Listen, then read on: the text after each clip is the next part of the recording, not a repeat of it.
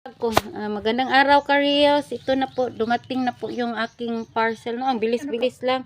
Unexpected po, no. In order ko to January 22.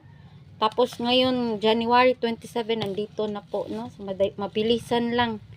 Dito na nakarating kaagad ang ating parcel. Ito po ay stovetop oven. So mag-unbox po tayo nito. At saka ito naman, medyo matagal-tagal na to, hindi ko lang na-open.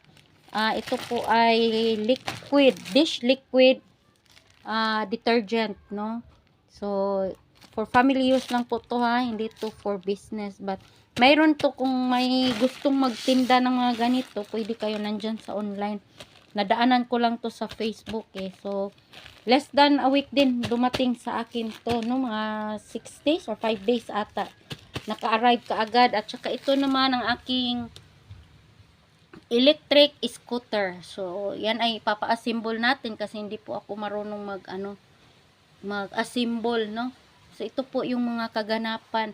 So, today is January 27. So, i-upload kong video sa February 1 pa, no? Kasi magre-resume pa tayo sa February 1, no? So, ito po yung aking mag-unbox tayo nito isa-isa, no? So, i-vlog ko rin one by one. So, yan lang ka-reels. Thank you for watching. God bless you. Ingat po kayo palagi.